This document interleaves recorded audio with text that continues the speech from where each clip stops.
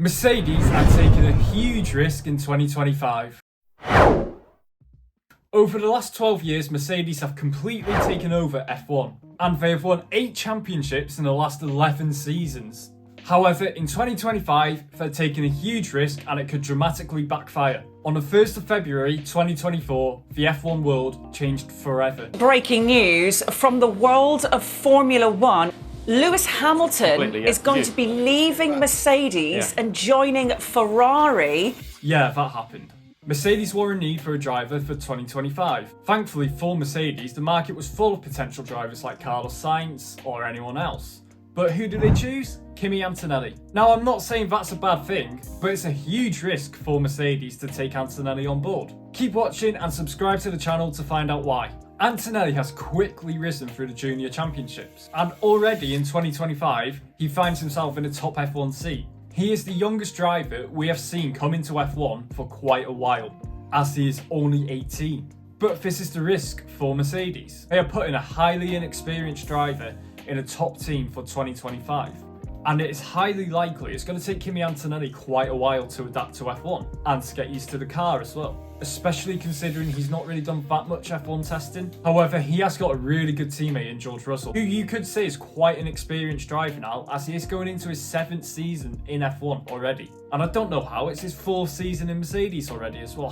Where's that gone? That's gone so quick. At the moment, I'd say all of Mercedes' attention lies towards Russell, which is why Lewis jumped ship to Ferrari, opening up the seat for Antonelli. Obviously, Mercedes are not going to be expecting Antonelli to beat Russell, but ideally, they will want him to be close to him. If Antonelli is not close to Russell, are Mercedes actually going to give him time so he's able to? Going into 2025, I don't think Mercedes are expecting to be in a championship fight. I think they're expecting to get a few wins, but the main problem is they still fully don't understand their car. And with it being the last year of the current regulations, I think Mercedes are going to put all their eggs in one basket and focus on 2026. So that's going to take a bit of pressure off Antonelli because it gives him more time to adapt to F1. I think Mercedes are going to expect Antonelli to be winning races, again, which takes the pressure off him. So it gives him time to try new things out with the car, try new driving techniques. And if he crashes it, then so what? Because he's learning from his mistakes. However, despite all of that, Mercedes still can't afford Antonelli to have a poor season. Yes, I think he will get away with not being close to Russell because his junior career was so short, he's still got so much to learn. We've seen in recent years new drivers take time to adapt to F1 and get fully up to speed.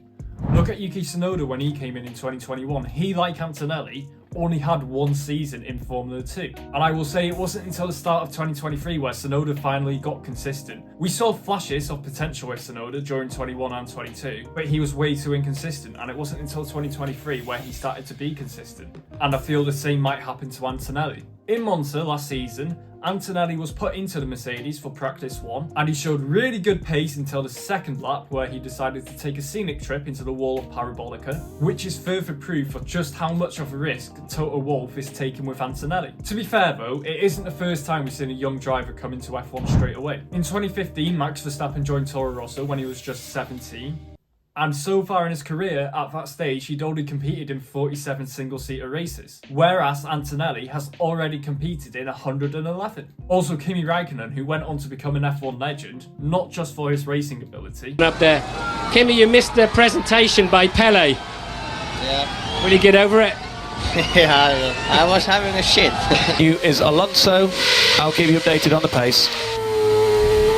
Just leave me alone, I know what to do. Kimi, you will not have the drink, sorry. Is it on or not? The drink? No, Kimi, no. No, you will not have the... No, it says switch on or not. You mean the slow button?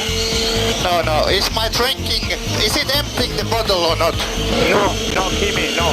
You will not have the drink. Only competed in 23 single-seater races before he joined F1. Verstappen and Räikkönen have proven to F1 personnel and F1 fans that you can put an inexperienced driver in a car straight away and they can do well. Leclerc is also another example of this, 1 season in F2, then he went to Sauber in 2018 and joined Ferrari in 2019 and started winning races halfway through that season. Also, Toto Wolff is not an easy man to impress. Therefore, Antonelli must be showing some amazing potential for Toto Wolff to want to risk it and put him in that car for 2025. I also think by Mercedes putting Antonelli in the car, it's good for marketing, as it will be Mercedes' first time ever in F1 that they've had two homegrown talents in the same car. Also, the 4 big F1 teams now all have homegrown talents in their cars.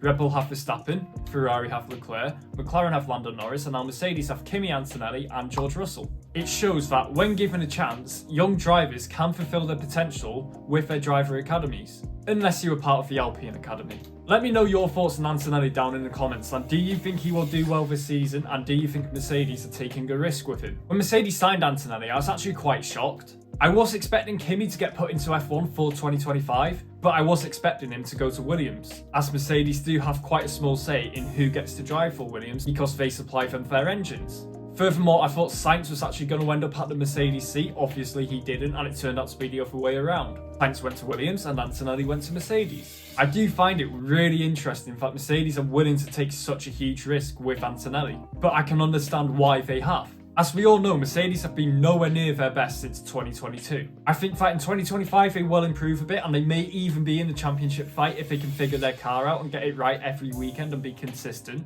But they're not going to be favourites for the championship. I think people are going to be tipping Red Bull, McLaren and Ferrari way above Mercedes. Therefore, whilst Mercedes are figuring out how to get the best out of their car, and I think in 2026 they will, because that's all they're going to be focusing on now for the next season, it allows Kimi to use 2025 as a little bit of a development season. And I don't think Mercedes are expecting him in any way to challenge for the driver's title, which does take some of the pressure off Antonelli. I think Lewis last season gave him some encouragement and confidence by giving him really high praise in the media, which will probably go a long way for Antonelli's confidence. But one thing Antonelli will have to watch out for is the pressure from the Italian media. Italians are very passionate about F1 and motorsport in general. And now Italy have finally got an Italian driver who's driving for a big team. It's been a long time coming in F1. The Italian media, no matter what, are going to expect Kimi Antonelli to be winning races and getting podiums. And because he's only 18, it's going to be interesting to see how he handles that pressure from the Italian media, as he is the only Italian driver on the grid currently.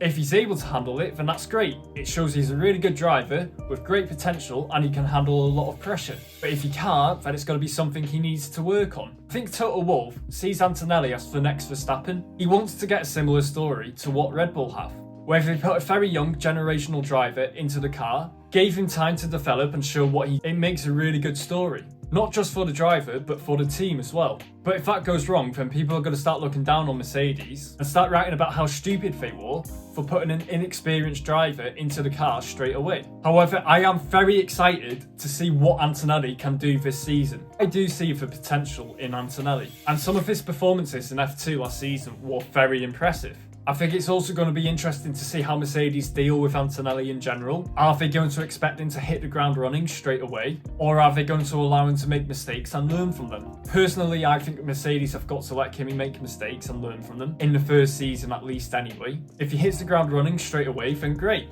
He will have exceeded expectations, but only time will tell. Comment down below if you think Antonelli will impress in 2025. Antonelli's not the only rookie driving for a top team in 2025, and if you want to learn about Red Bull's version of this, click on this video here. As always, thank you so much for watching. Subscribe to the channel for more F1 content, news and discussions, and I'll see you all in the next one.